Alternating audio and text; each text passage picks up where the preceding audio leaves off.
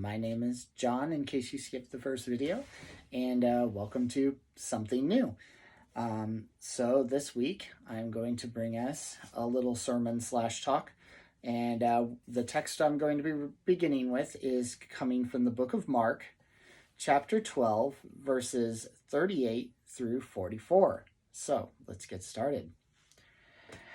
As he, Jesus, taught, he said, "Beware of the scribes who like to walk around in long robes and to be greeted with respect in the marketplaces and to have the best seats in the synagogues and places of honor at banquets. They devour widows' houses and for the sake of appearance say long prayers. They will receive the great condemnation." He sat down opposite the treasury and watched the crowd putting money into the treasury. Many rich people put in large sums. A poor widow came and put in 2 small copper coins, which are worth a penny. Then he called his disciples and said to them, "Truly I tell you, this poor widow has put in more than all those who are contributing to the treasury. For all of them have contributed out of their abundance, but she, out of her poverty, has put in everything she had, all she had to live on."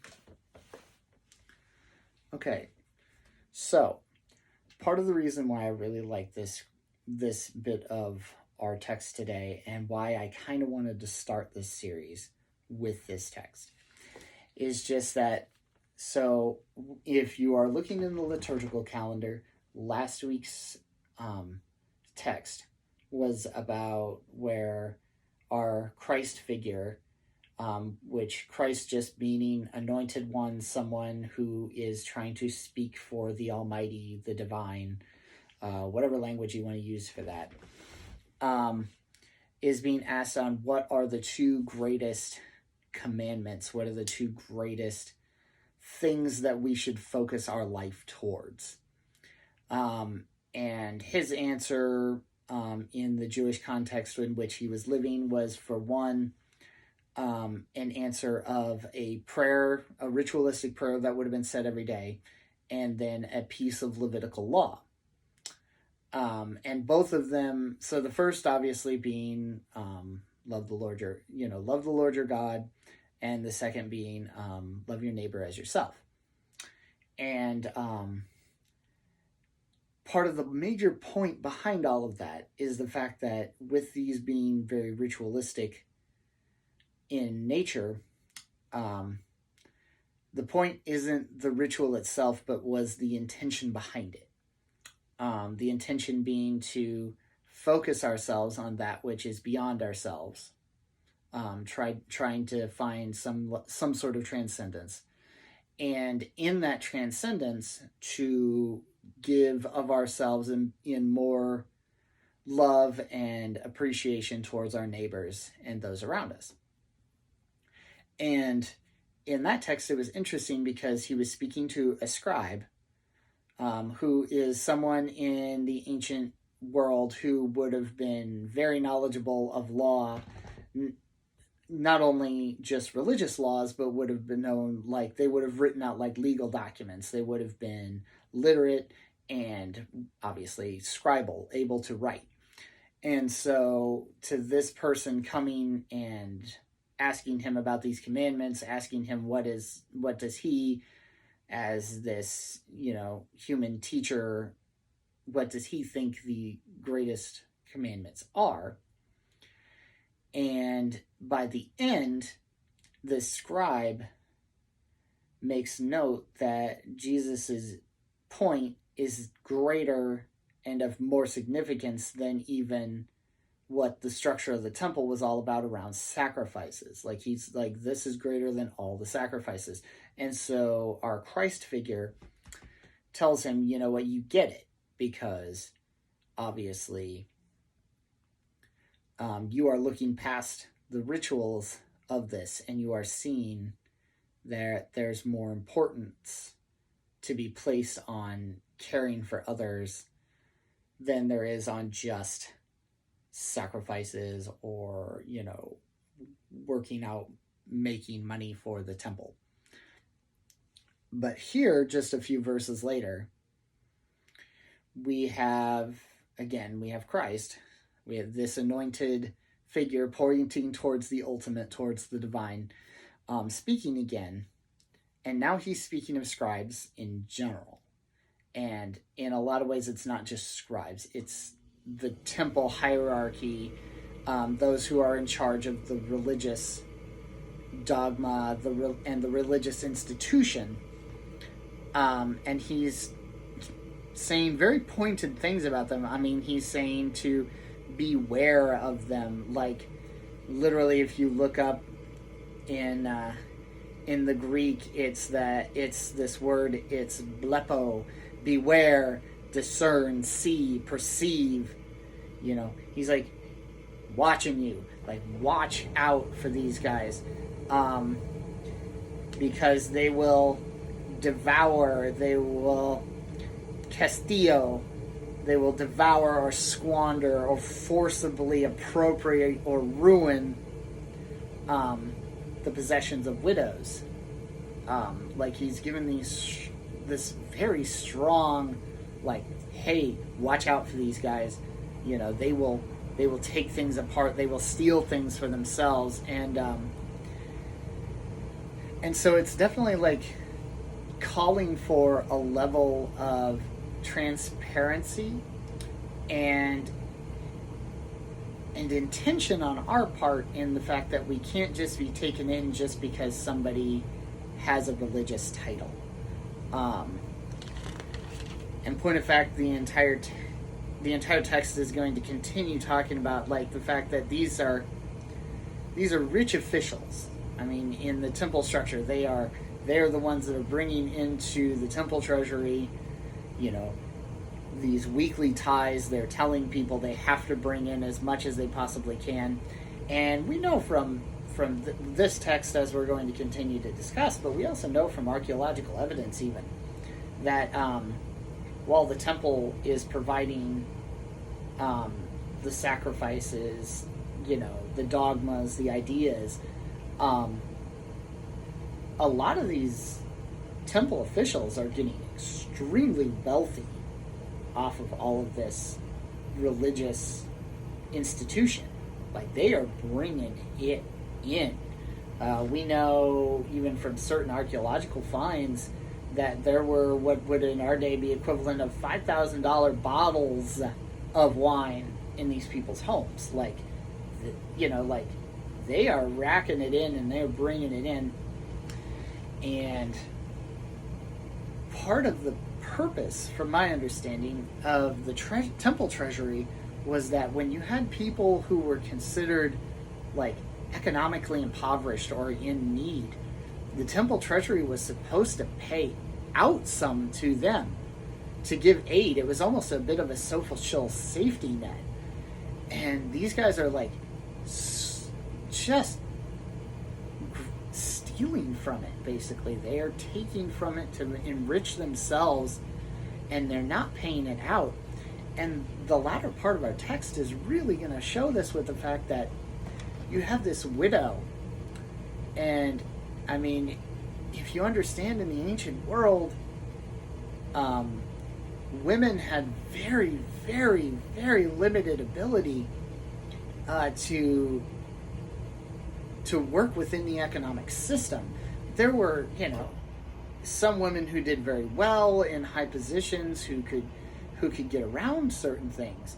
But for the average woman, there was not much outside of her husband or her sons that she could do herself to improve her economic situation. And so you have this widow who's come to the treasury to give her last 2 pennies, according to what we're reading. That literally, like, this is her last bits. This is all she's got.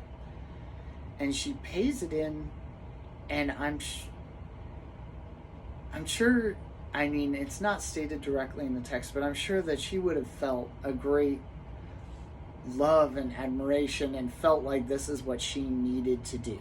Like, I mean, I'm sure any of us that have left church scenarios, especially any church scenarios like I've been through, where they say, oh no, you have to give that 10% plus.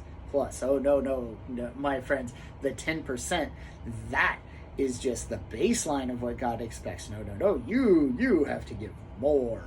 um, and so, if I don't know for sure, but if she is experiencing anything like this in her own time, she may be feeling this religious fervor of, oh, I am giving what is required of me to God.